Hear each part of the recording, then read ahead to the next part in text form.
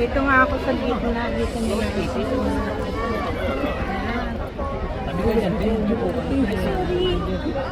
Dito nga po na. Umuupo na nga lang ako.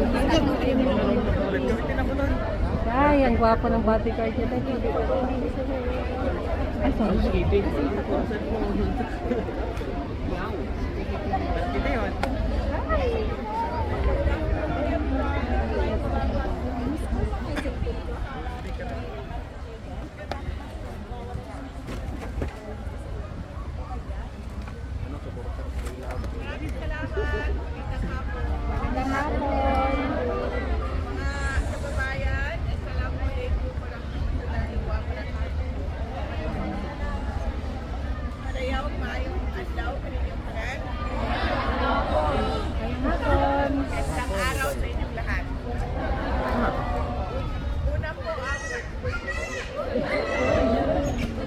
Una po ang aking magpapasalamat sa inyong lahat dahil konti lang yung time na binigay sa atin na makapaghanda. Pero nabuo kaagad natin yung programa natin ngayong hapon na ito at naimbita kaagad namin kayo kahit short notice. Salamat sa inyo. Hindi nyo naman iniwanan mga trabaho ninyo, di ba? Bakasyon, bakasyon.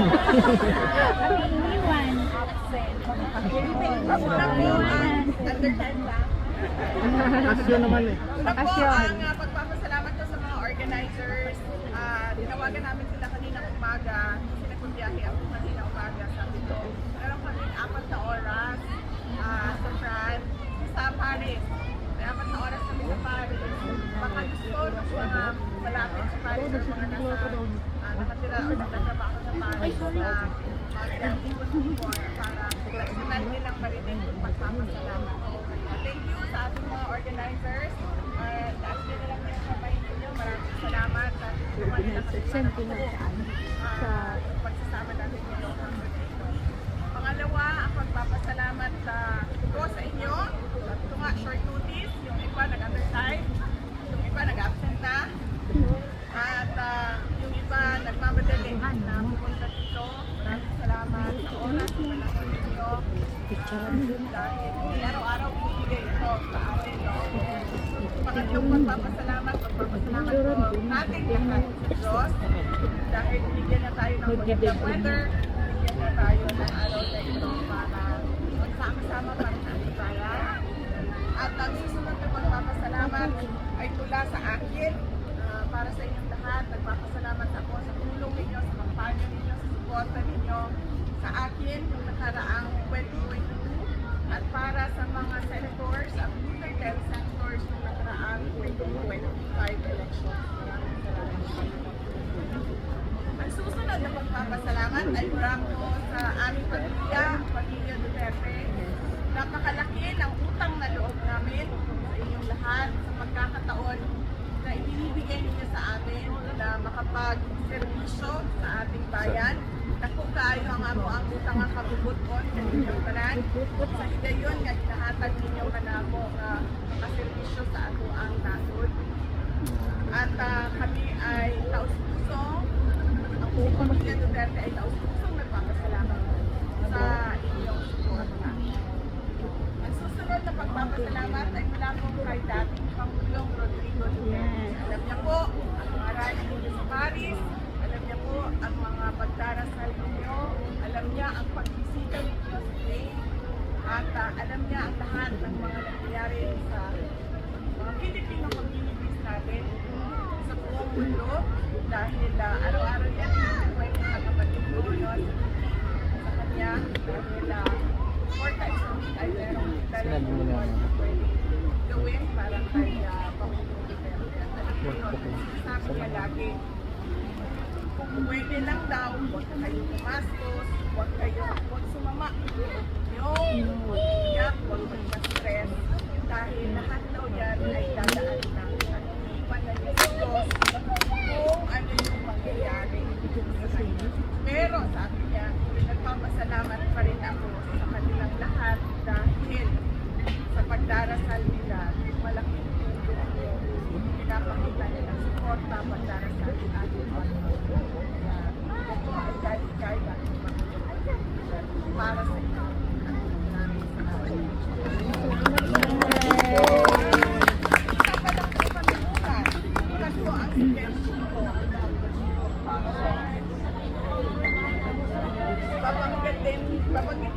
sa kanya na nag-dito tayo dito.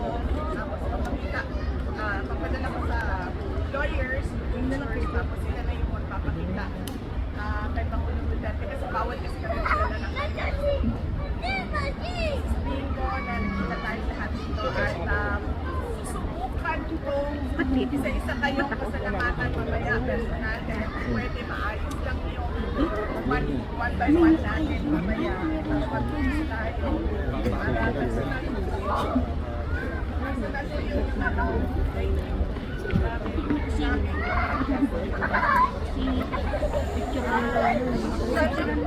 Nandun siya ano ngayon, hindi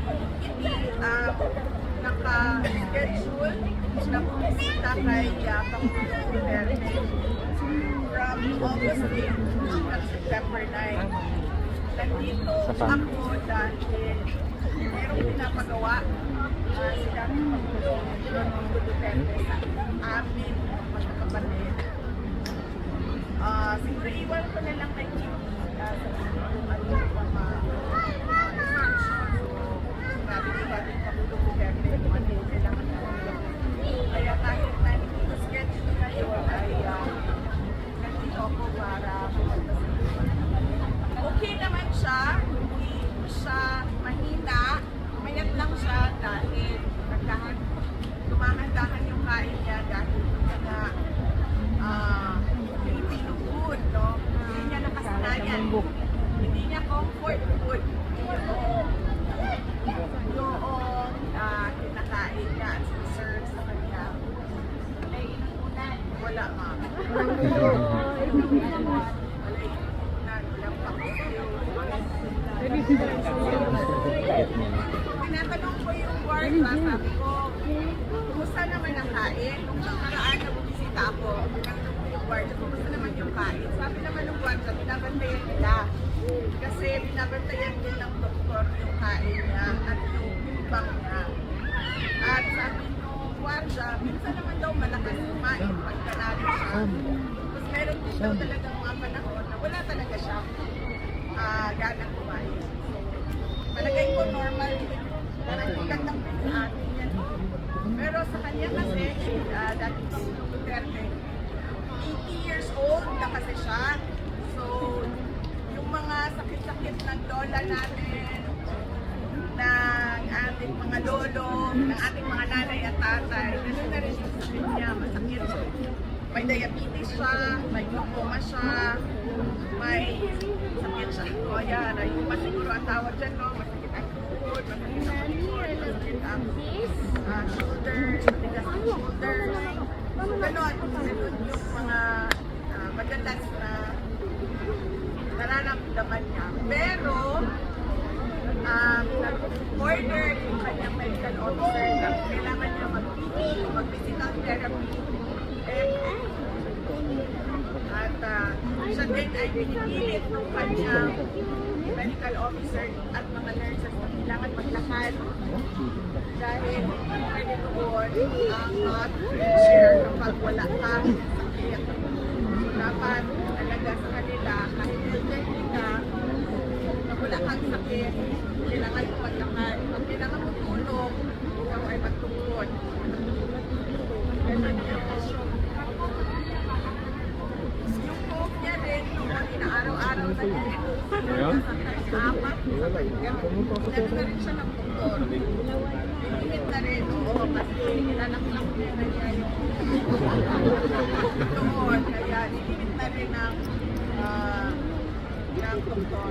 Tapos, yun ang ginagawa namin dahil allowed naman 4 na beses sa isang linggo ang bumisita.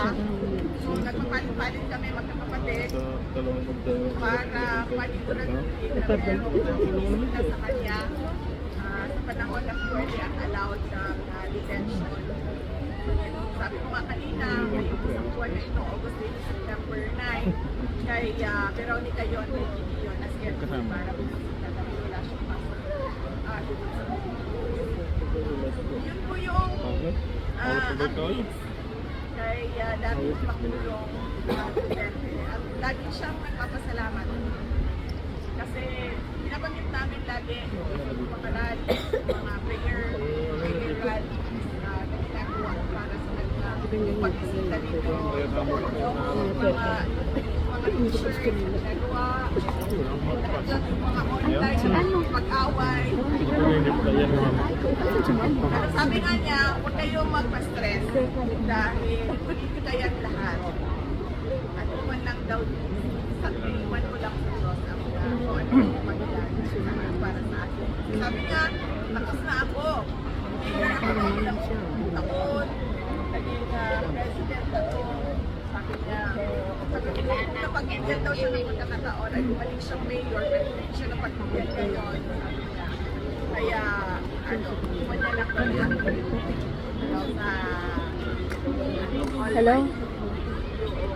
Dito sa may... or yung mangya yan. So, yun po yung mga short Ay, update namin. Salamat po sa pagkakataon. Salamat din sa isa. Kasi kailangan natin Sa may part organize ay, sa may tayo magkatulo sa ating first Saan na? Ah, nandito. Yung mga tao. Makikita niyo po.